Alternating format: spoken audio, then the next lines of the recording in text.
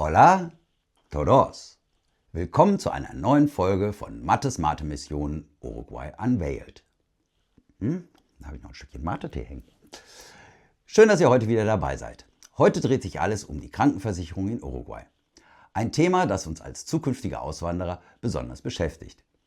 Wir planen ja unseren Umzug nach Uruguay für 2029 und da ich zu dem Zeitpunkt der Auswanderung schon über 60 bin, schauen wir ganz genau hin, welche Versicherungsoptionen gibt es da für uns, was kostet das Ganze und wo lauern mögliche Stolpersteine. Gern würden wir auch von euren Erfahrungen profitieren. Also schreibt uns bitte, was eurer Erfahrung nach zu beachten ist, was ihr erlebt habt und welche Hürden ihr gegebenenfalls nehmen musstet. Schauen wir mal auf das Gesundheitssystem von Uruguay. Die bieten ein duales Gesundheitssystem. Da gibt es das öffentliche und es gibt ein privates. Das staatliche System heißt ASSE, ausgeschrieben Administración de los Servicios de Salud del Estado. Es ist günstig und für alle Einwohner zugänglich, aber häufig mit längeren Wartezeiten verbunden.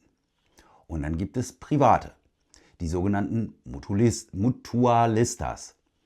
Das sind private Gesundheitsgenossenschaften. Hier zahlt man monatlich einen Beitrag und erhält Zugang zu Ärzten, Untersuchungen und Behandlungen im jeweiligen Netzwerk.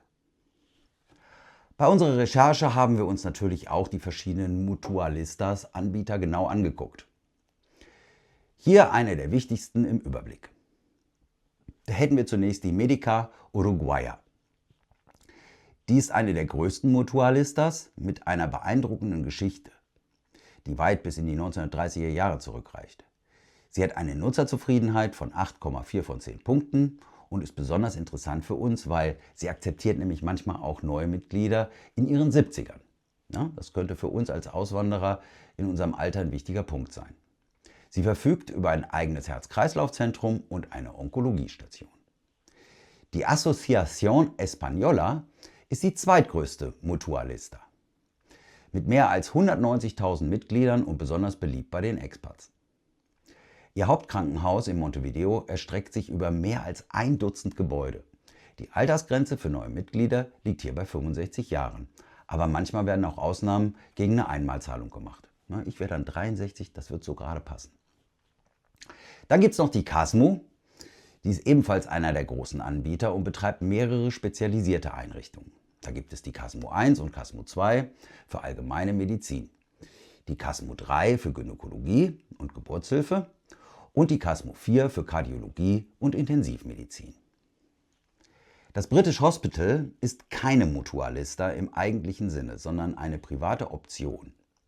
Sie wurde 1867 von britischen Auswanderern gegründet und ist besonders für seine spezialisierten Dienstleistungen bekannt. Ein großer Vorteil für uns, die meisten Mitarbeiter sprechen Englisch. Außerdem öffnen sie bald eine neue Klinik in Punta del Este. Nach der Anmeldung in Uruguay können sich Einwanderer für eine Mutualista entscheiden. Voraussetzung ist dafür die Cédula, also der uruguayische Ausweis, und ein Wohnsitznachweis. Die monatlichen Beiträge schwanken je nach Anbieter, Alter, Leistungsumfang, aktuell meist so zwischen 50 und 150 Euro. Ein wichtiger Punkt für uns: Viele Mutualistas nehmen neue Mitglieder nur bis etwa 60 Jahre auf. Da ich älter bin, müssen wir besonders darauf achten, welche Anbieter für uns welche uns da überhaupt noch akzeptieren und mit welchen Mehrkosten wir da eventuell rechnen müssen. Ja, wie läuft denn das jetzt nun konkret ab, wenn man in Uruguay ärztliche Hilfe benötigt? Da haben wir ein bisschen recherchiert und haben herausgefunden, das funktioniert im staatlichen ASSE-System folgendermaßen. Man geht zu einem öffentlichen Gesundheitszentrum oder Krankenhaus. Dort meldet man sich mit seiner Versicherungskarte an und für nicht dringende Termine muss man oft lange warten oder manchmal Wochen oder Monate sogar warten. Für Notfälle gibt es eine Notaufnahme, wo man nach Dringlichkeit behandelt wird. Zuzahlungen für Medikamente und Behandlungen sind niedrig oder entfallen ganz. Bei einer Mutualista läuft das so: Man vereinbart telefonisch oder online einen Termin mit einem Arzt des Netzwerks. Am Tag des Termins zeigt man dann seine Mitgliedskarte vor und Wartezeiten für Fachärzte sind dort deutlich kürzer als im staatlichen System. Bei jeder Konsultation oder Untersuchung zahlt man einen kleinen Eigenanteil, den sogenannten Ticket. Medikamente gibt es vergünstigt in der hauseigenen Apotheke der Mutualista. Wer eine internationale Krankenversicherung hat, kann meist in Privatkliniken gehen und muss oft in Vorkasse treten oder bekommt dann später die Kosten erstattet. Wer in Uruguay arbeitet oder selbstständig ist, zahlt in den sogenannten Gesundheitsfonds FONASA ein. So heißt er, FONASA. Darüber werden die Beiträge zur Mutualista oft ganz oder teilweise übernommen. Rentner und Nichterwerbstätige, also für uns nach der Auswanderung, müssen wir die Beiträge meist selbst komplett tragen. Für alle, die nach dem 60. Geburtstag auswandern oder besonderen Komfort wünschen, gibt es private Zusatzversicherungen oder internationale Krankenversicherungen. Diese sind in der Regel teurer, bieten aber oft mehr Flexibilität und werden auch im höheren Alter angeboten. Wir vergleichen aktuell verschiedene internationale Anbieter, um herauszufinden, ob das für uns eine sinnvolle Alternative ist. Habt ihr Erfahrung mit internationalen Krankenkassen?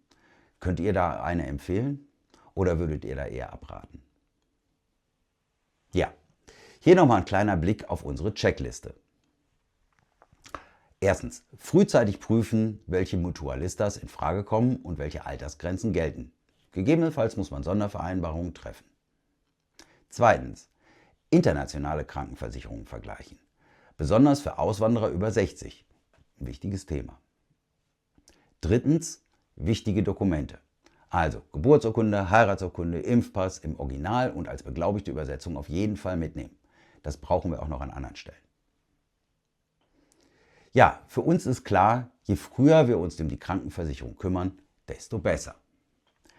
Gerade im höheren Alter ist die Auswahl begrenzter, die Kosten steigen, unsere Recherchen helfen hoffentlich auch euch, den Überblick zu behalten und die richtige Entscheidung zu treffen, also für diejenigen, die auswandern möchten. Übrigens, auch für Nicht-Auswanderer wichtig zu wissen: Bei längerem Aufenthalt in Uruguay Reisekrankenversicherung nicht vergessen. Seit 2023 ist sie Pflicht bei der Einreise. Habt ihr schon Erfahrungen mit uruguayischen Krankenversicherungen gemacht oder Tipps für Auswanderer über 60? Schreibt es uns gerne in die Kommentare.